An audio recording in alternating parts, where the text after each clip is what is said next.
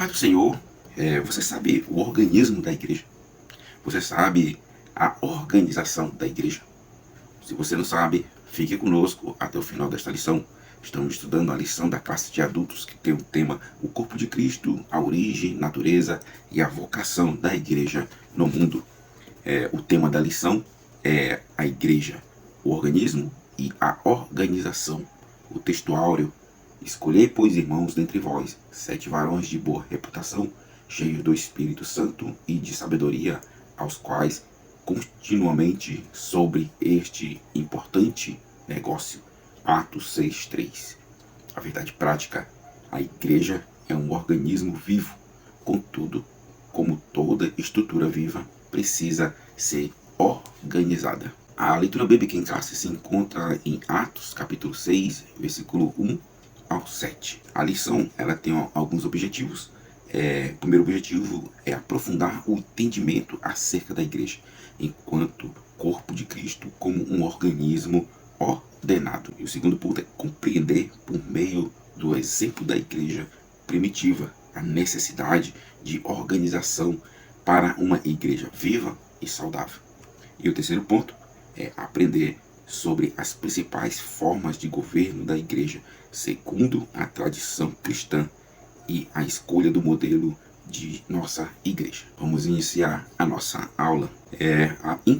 Nessa introdução aborda a compreensão da igreja como tanto um organismo, tanto uma organização. Aqui estão 2 pontos que eu separei da introdução.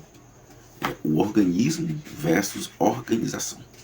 Destaca a dualidade da igreja como uma entidade viva e dinâmica, organismo e ao mesmo tempo uma estrutura organizada, com funções definidas, organização.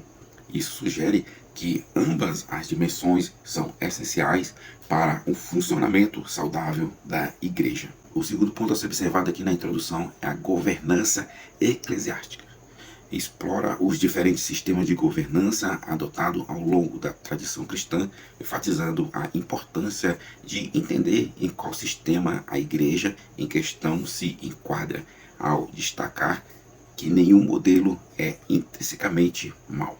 O texto sugere que uma busca pelo padrão apresentado no Novo Testamento como referência para avaliar e aprimorar o sistema do governo eclesiástico. Esta introdução e esses pontos aqui que eu destaquei, ele destaca aqui a necessidade de equilíbrio entre a vitalidade espiritual e a estrutura organizacional, bem como a importância de uma abordagem contextualizada e centrada nos princípios do Novo Testamento para a governança da igreja. Palavras-chave: organização e organismo. Primeiro ponto: a estrutura da igreja cristã. Subtópico 1. A igreja como um organismo. Nesse subtópico, ele explora a ideia da igreja como um organismo vivo, destacando os seguintes pontos. Metáfora do corpo de Cristo. A descrição da igreja como o corpo de Cristo é uma metáfora poderosa que enfatiza a unidade e independência dos membros.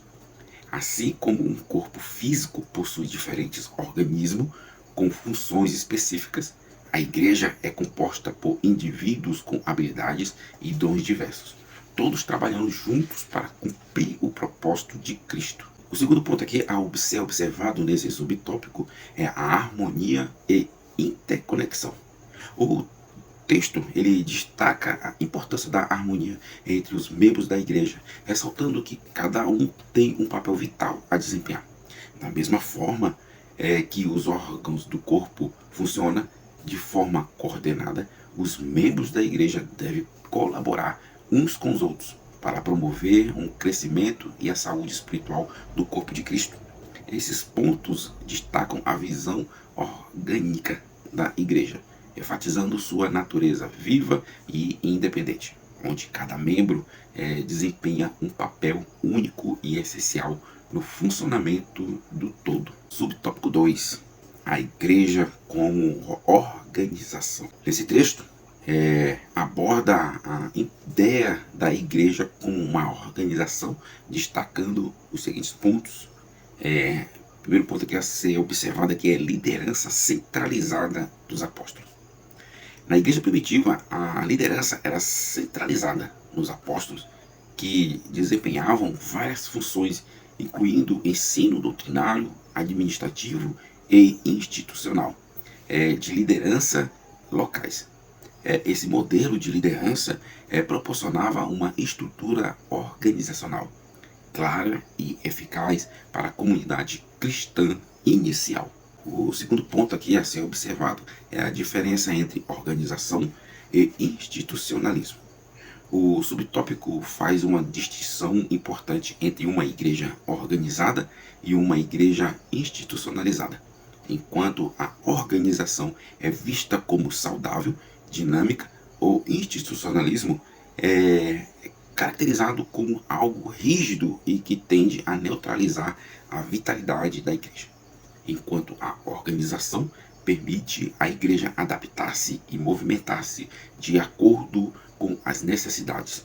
O institucionalismo pode sufocar a vida espiritual e levar a igreja à estagnação e até mesmo à morte. Esses dois pontos destacam a importância de uma estrutura organizacional saudável na igreja, mantendo-a viva e ativa, enquanto alerta sobre os perigos do institucionalismo, que pode limitar seu potencial e impacto no mundo. Subtópico 3 do ponto 1 é organismo e organização.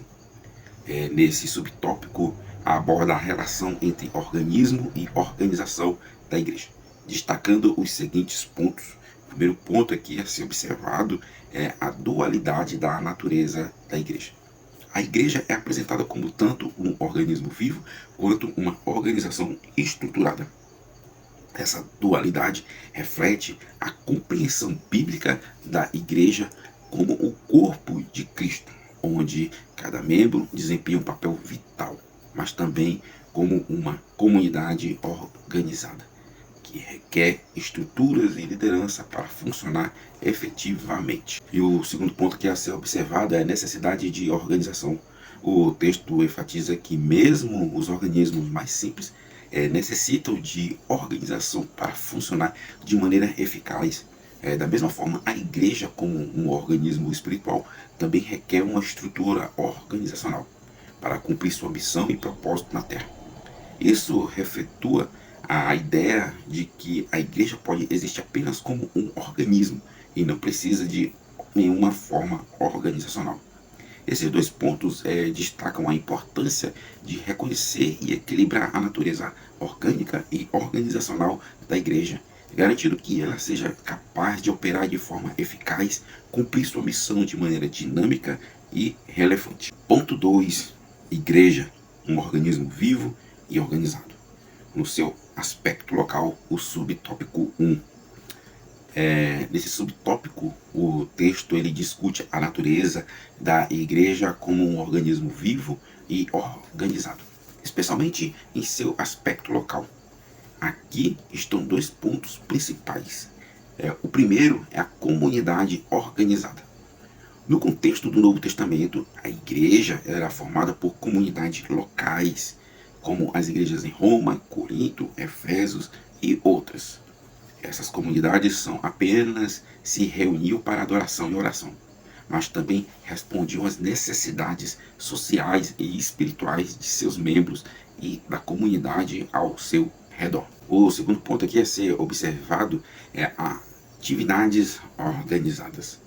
A igreja primitiva demonstrava sua natureza organizada através de várias atividades, como reunir-se regularmente, orar em conjunto, cuidar dos necessitados através do estabelecimento dos diáconos, selecionar e eleger líderes para servir a comunidade e enviar missionários para espalhar o evangelho. Essas ações mostram que, embora a igreja fosse um organismo vivo, ela também funcionava da maneira organizada para cumprir sua missão e propósito na terra. Esses pontos aqui que foram destacados ressaltam a importância da igreja local como uma comunidade organizada capaz de responder à necessidade espiritual e social de seus membros e do mundo ao seu redor, enquanto mantém sua vitalidade como um organismo vivo, seguindo os padrões estabelecidos pelo Novo Testamento. O tópico 2, no seu aspecto litúrgico e ritual. Nesse subtópico, aborda a importância da organização para a igreja e seu aspecto litúrgico e ritual. Aqui eu separei aqui 2 pontos a ser observado aqui nesse subtópico. O primeiro ponto aí, você já pode anotar, é a decência e ordem no culto. Uma igreja organizada busca manter a decência e a ordem em suas práticas no culto, seguindo princípios como os mencionados em 1 Coríntios 14:40. Isso envolve estabelecer diretrizes e padrões para as atividades durante o culto, garantindo que tudo seja feito de maneira relevante e edificante para os participantes. O segundo ponto aqui é a observância de costumes e rituais. A organização também se manifesta na observância de costumes e rituais estabelecidos pela tradição da igreja, como mencionados em 1 Coríntios 11:16. Isso inclui práticas como o batismo em águas e a celebração da ceia do Senhor, que são rituais fundamentais para a identidade e a fé da comunidade cristã. Esses 2 pontos aqui ele destaca como a organização é essencial para garantir a integridade e a continuidade das práticas litúrgicas e rituais da igreja, contribuindo para uma experiência de culto significativa e fiel aos ensinamentos bíblicos. Ponto 3 da lição: governo da igreja nas diferentes tradições cristãs. Subtópico 1, episcopal. Nesse subtópico, o texto discute o governo da igreja nas diferentes tradições cristãs, começando com o sistema episcopal. Aqui estão 2 pontos aqui que eu separei. O primeiro ponto aqui que eu separei é origem e estrutura. O sistema episcopal tem 2 raízes na palavra grega episcopos, que significa bispo ou supervisor. Mencionada algumas vezes no Novo Testamento, esse sistema defende que o governo da igreja é confiado a uma categoria de oficiais conhecido como bispo ou supervisores. Ao longo do tempo, o episcopalismo desenvolveu uma estrutura hierárquica que enfatiza a primazia de um bispo sobre os outros, culminando no papado romano na tradição católica. Esse modelo é adotado não apenas pelo catolicismo, mas também por algumas denominações protestantes e pentecostais. E o segundo ponto a ser observado é hierarquia e autoridade no sistema episcopal. A autoridade eclesiástica é centralizada nas mãos dos bispos, que exercem autoridade sobre as igrejas em suas respectivas jurisdições. Essa estrutura hierárquica oferece uma clara linha de autoridade e tomada de decisões dentro da igreja, mas também pode ser criticada por concentrar muito poder em poucas mãos e limitar a participação e a responsabilidade dos membros da igreja na governança. Esses pontos destacam a característica e a influência do sistema episcopal no governo da igreja, ressaltando sua estrutura e hierarquia centralizada, bem como suas implicações para a autoridade e a governança eclesiástica. Subtópico 2, presbiterial. Nesse subtópico explora o sistema presbiterial de governo da igreja. Aqui estão 2 pontos aqui a ser observado nesse subtópico. O primeiro ponto é a origem e estrutura. O sistema presbiterial tem suas raízes no ofício de presbítero mencionado no Novo Testamento. No contexto atual, a igreja elege presbítero para formar um conselho que possui autoridade para conduzir a igreja local. Além disso, existe um Supremo Concílio ou Assembleia Geral, que exerce autoridade sobre as igrejas de uma determinada região do país. Esse sistema é caracterizado por uma estrutura colegiada de governo, onde as decisões são tomadas em consenso pelo corpo de presbíteros ou concílio representativos. O segundo ponto aqui a ser observado é colegialidade e representatividade. O sistema presbiterial, a autoridade é exercida de forma colegiada e representativa. O conselho de presbítero eleito pela igreja local toma decisões em conjunto, buscando o consenso e a sabedoria coletiva. Além disso, o Supremo Concílio, ou Assembleia Geral, representa as diversidades congregações da região ou país, garantindo uma governança mais abrangente e inclusiva. Esses dois pontos destacam a característica do sistema presbiterial, incluindo sua estrutura colegiada de governo e sua ênfase na representatividade e participação dos membros da igreja da tomada de decisões. Subtópico 3. Congregacional. Nesse subtópico aborda o sistema congregacional de governo da igreja. Aqui estão uns pontos aqui que eu destaquei. A autonomia local. No sistema congregacional, cada igreja local é autônoma em suas decisões e não está sujeita a interferências externas. Isso significa que a comunidade da igreja tem autoridade para eleger seus próprios líderes, como o pastor por meio da Assembleia Geral da igreja local.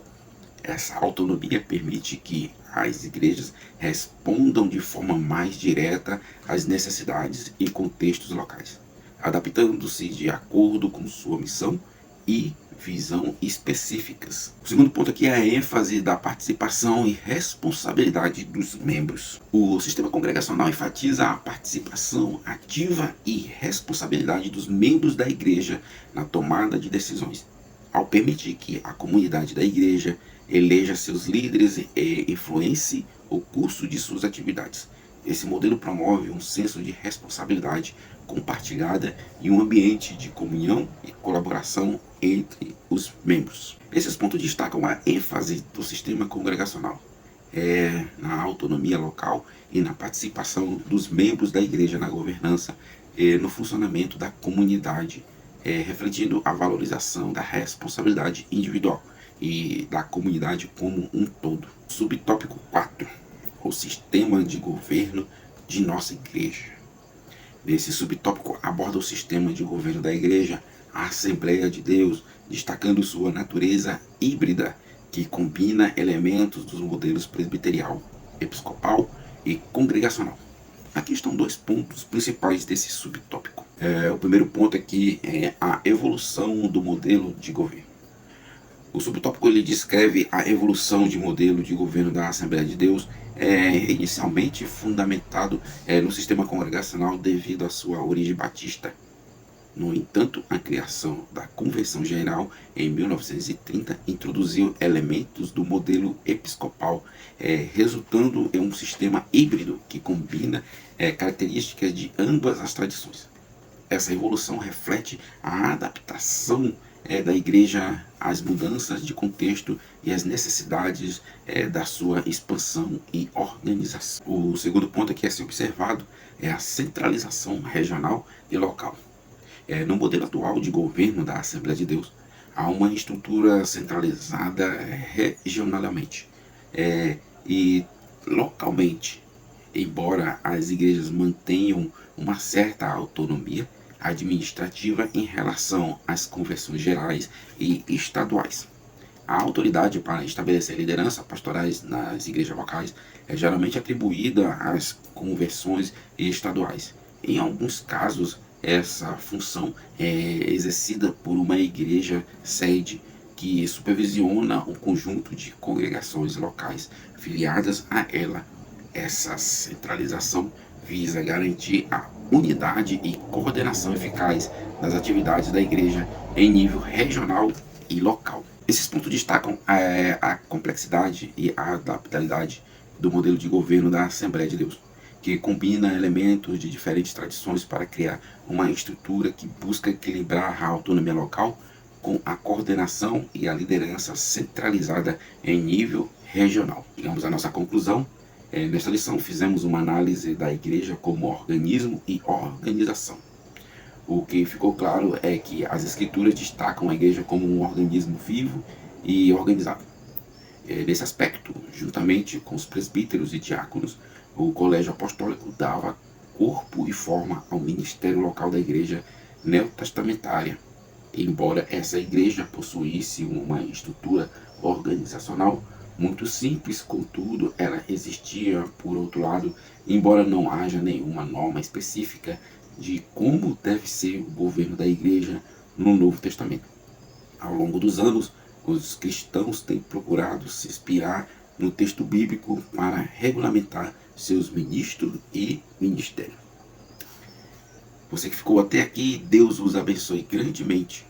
Dê seu like, comente, compartilhe a lição. Se não é inscrito, se inscreva no canal. Deus os abençoe.